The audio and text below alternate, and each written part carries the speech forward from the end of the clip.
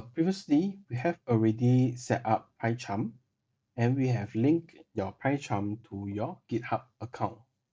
So this could be your repository name, so it doesn't matter.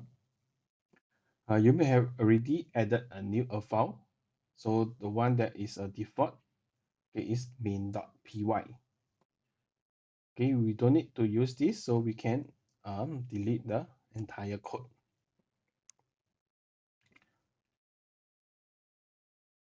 So usually we will start by printing a hello world. So using the print, okay, we type out the print word. So this is a built-in function that Python already provides. You can see that if once you type in something, okay, there will be an autocomplete in telling you what are the things that you can do inside. Okay, so we want to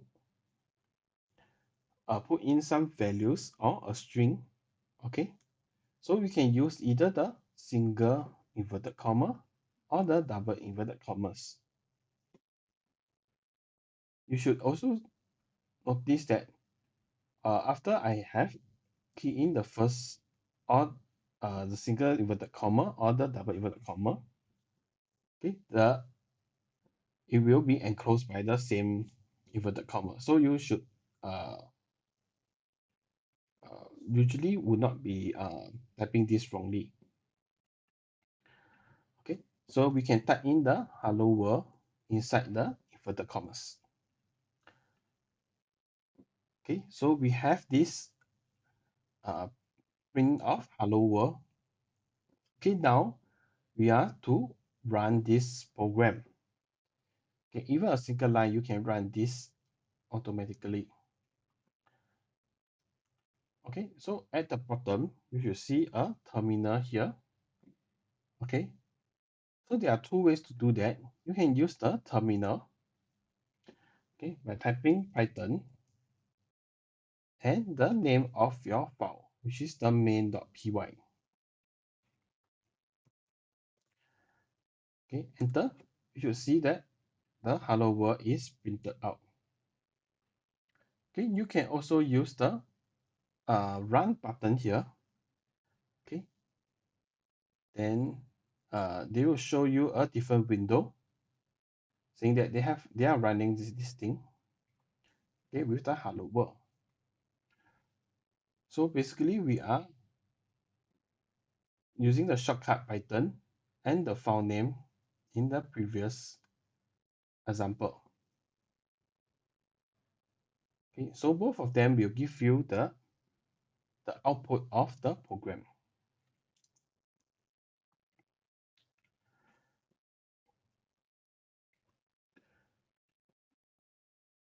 Next, more about strings. In some cases, we wanted to print certain things, okay, like this is Tom's computer.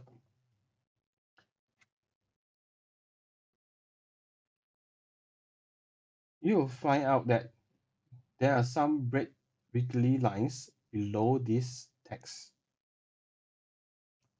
Okay, this is because you have enclosed this string until Tom, this is Tom, and the ones behind, okay, is not enclosed.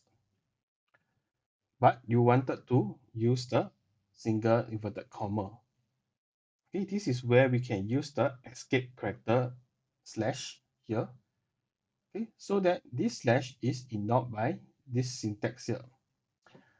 Therefore, this is a string by itself, and this is just a normal inverted comma, and this is not affecting the syntax of this string.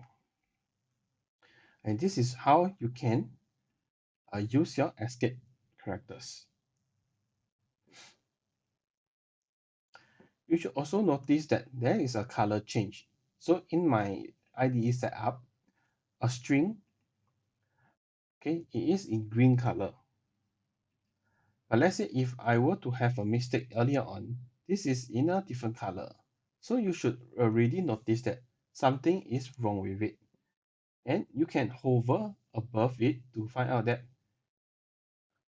okay, there are already some uh, solutions for you to try. Okay, so you should escape this instead single inverted comma so that you do not have a mistake here.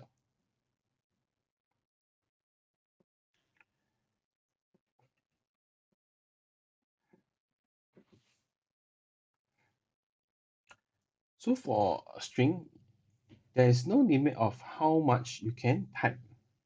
Okay, as long as your computer has the enough memory or the power to run this text. So it can be text for a book of a few thousand pages. Okay, it should run normally.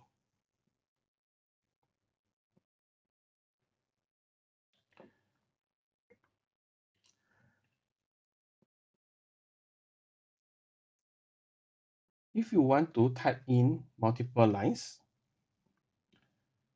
okay, so you can type it normally. This is, you can press the enter button. They will start on a new line.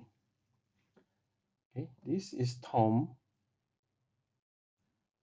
and hello world. You will see that this is a perfectly normal string. So by tapping on the enter button, okay, they will start a new line. And the program will automatically combine all these three lines together to form one single string.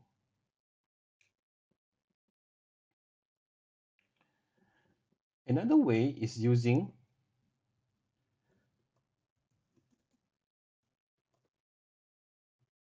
the escape button as well.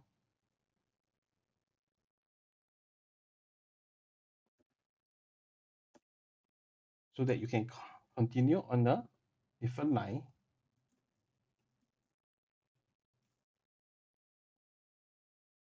And another way is using three inverted, uh, either single or double inverted commas. And here you can write multiple lines. This is Tom and hello world.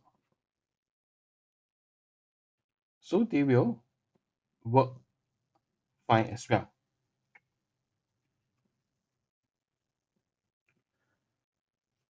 Okay, we can try running this to see the results. Although they may have different output, but it is running fine.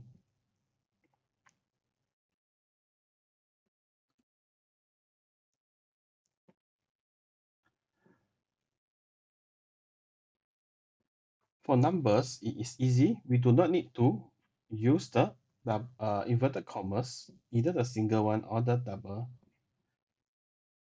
You can type in the number directly. This is for a whole number or the natural numbers. Okay, you can also use a negative number. Okay, and this is a real number with the decimal point. If you want to print imaginary numbers, you can use the real part plus the imaginary portion. Okay, notice when you type the J, it automatically change the color as well. So you know that you are typing it as an imaginary number.